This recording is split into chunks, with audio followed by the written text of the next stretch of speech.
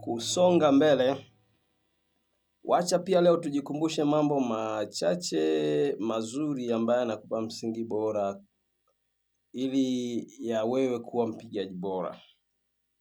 Kuna vitu kama vitatu vinne vya msingi kabisa ambavyo vinatangulia na ambavyo vinaashiria kwa wewe kuwa mpigaji bora, na kama hizo tabia hauna basi inakulazimu, kwa sababu una maono ya kuwa mpigaji mzuri, hizo tabia inakulazimu sasa uanze kuzihendo na uanze kuziweka kwenye ratiba yako kuanzia sasa.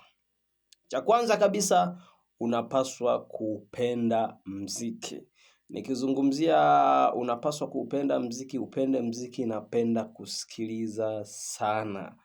Penda sana kusikiliza mziki, napenda sana kusikiliza vitu vizuri. Hususan kwa wewe ambao unajifunza gitaa la solo, penda sana kusikiliza zile nyimbo ambazo unajua gitaa la solo limelia zuri na lenye hisia kali kabisa.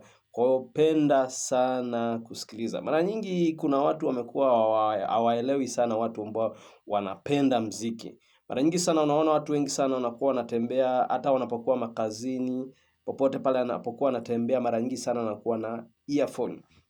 Nini maana yake? Anapokuwa katika shughuli zake zingine anaendelea kugain na kuweka vitu vizuri kwenye ubongo wake. Biblia inasema chanzo cha imani ni kusikia, na kusikia huko huja kwa neno la Mungu. Sasa chanzo cha mziki ni kusikiliza mziki, na kusikiliza huko mziki ndio utakayokujenga kukufanya wewe kuwa mpigaji mzuri sana. Kwa hiyo sasa penda sana kusikiliza. Alafu ukipenda kusikiliza upende sana huo mziki wako. Alafu upe muda, fanya mazoezi mazuri na jibidishe sana katika kufanya mazoezi. Utapata vitu vizuri ambavyo vitakusaidia na ambavyo vitakujenga sana. Fanya zoezi la maana, zoezi lenye nguvu, zoezi lenye tija, ambalo yani moja kwa moja utaona mabadiliko katika huo mziki. Hayo ndio mazoezi ambayo tunataka. Na sio mazoezi ya kujifurahisha, ni mazoezi yenye malengo. Ukifanya mazoezi ya kukufurahisha wewe, mara nyingi sana mahali ambapo utaishia tu kufanya tu vile vitu vya kikawaida ambavyo wewe unaviona kwako ni kama sawa, kumbe sio sawa. Kwa hiyo penda sana kusikiliza, fanya mazoezi sana sana sana. Fanya mazoezi sana. Yaani nikizungumzia kufanya mazoezi, yani upe muda sana. Yaani lipe gitaa muda unapokuwa unajifunza. Lipe gitaa muda, alafu zingatia vitu vya msingi ambavyo vinakupa msingi, kama kwa mfano kujifunza rhythm. Usipojua kupiga rhythm, mpiga solo haujawa mpiga solo, kwa sababu mpiga solo unatakiwa uwe arranger. Unaweza kukutana na msiki mfano studio. Unaweza kukutana na producer akakwambia bwana, hebu fanya arrangement ambayo unaweza kufanya rhythm kama 2 hivi afu ndio ufanye na solo. Kwa hiyo sasa kama hujui kupiga rhythm, huo ni balaa lingine. Kwanza moja, hautalifurahia gitaa, kwa sababu solo zako utakuwa umejifunza kwa kukariri na hautakuwa na muendelezo. Kwa hiyo jifunze sana rhythm. Rhythm ndio msingi wa muziki.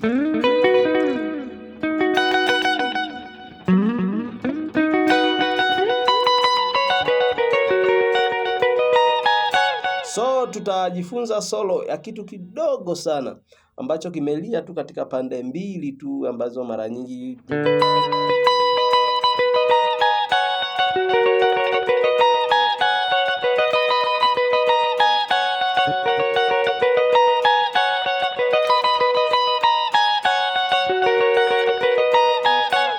msingi wa gitaa unatengenezwa na A shape, C shape pamoja na E shape. Ndio vitu mara nyingi ambavyo tunatembea navyo kila siku. Tunapopita kwenye muziki lazima tupite mle. Vitu vingine kila siku nimekuwa nikiongea, vitu vingine vinapoongezeka ni ziada tu, lakini msingi unatengenezwa na A shape, C shape pamoja na E shape. Kwa hiyo ni muhimu sana kuzielewa hizi. Usipozielewa hivi, bado gitaa lako litakupa giza, maana vile ambavyo unajifunza utakuwa unakariri.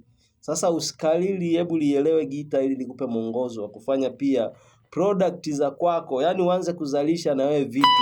Yaani ukipata beat, kwa mfano ukipata beat uweze kuzalisha kitu ambacho unajua yes, hiki kimetoka kwenye feelings za akili yangu. Japokuwa mambo mengi tunayofanya ni marudio na yalishafanywa, lakini hebu fanya na wewe kitu kipya.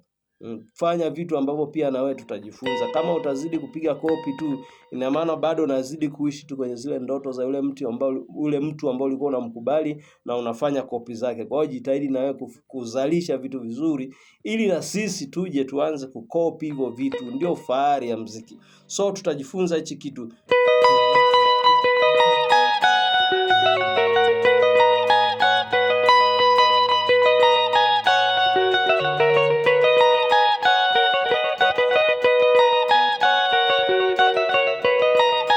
So hapa ni kwenye A shape tu. Kwa tunakuja kuchombeza mpaka kwenye flat ya 4, 1 2 3 4 kwenye uzi, namba 1 kwenye kidole kidogo. Kwa hiyo unapiga alafu hivyo A shape hiyo,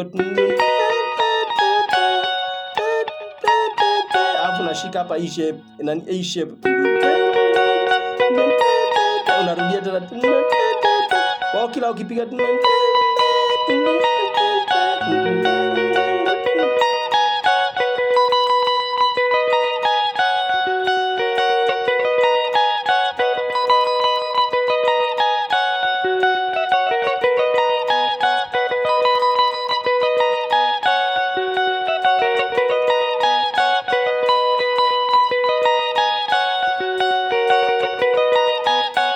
ni rahisi sana.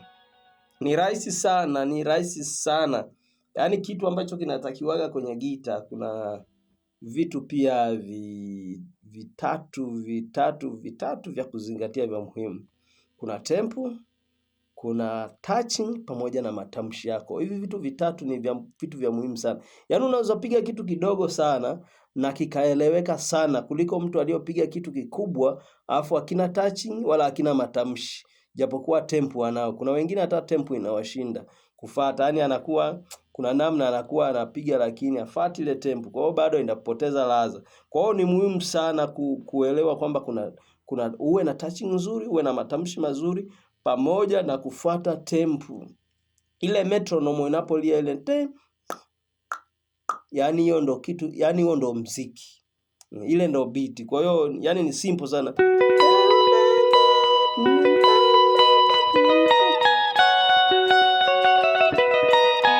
Yaani ukizijua hizi A shape, C shape pamoja na E shape, muziki kwako unakuwa ni rahisi sana, kwa sababu hapa nimeanza ni kwenye A shape. Alafu nikaja E shape. Nikaja tena kwenye C shape. Naanza tena moja tu.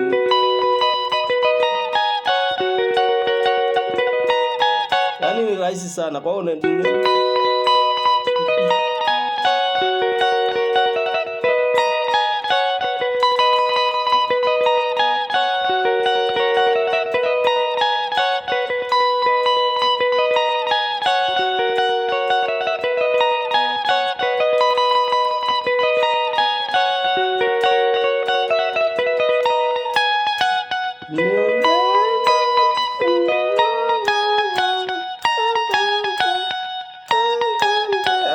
shape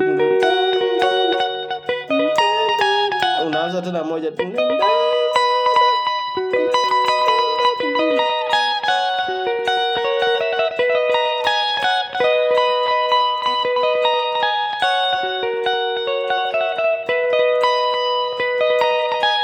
Unaanza tena moja tu.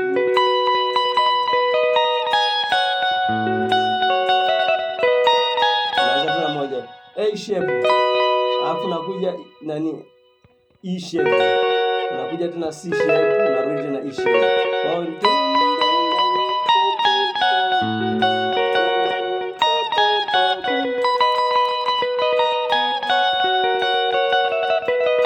Yaani ni simple sana.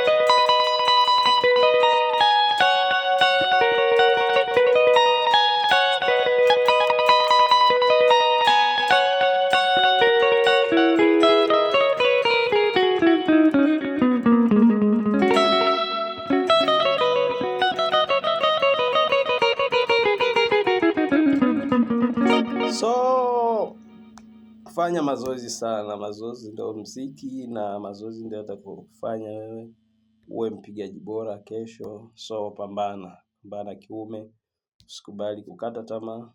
So tuko pamoja. Mungu akubariki sana.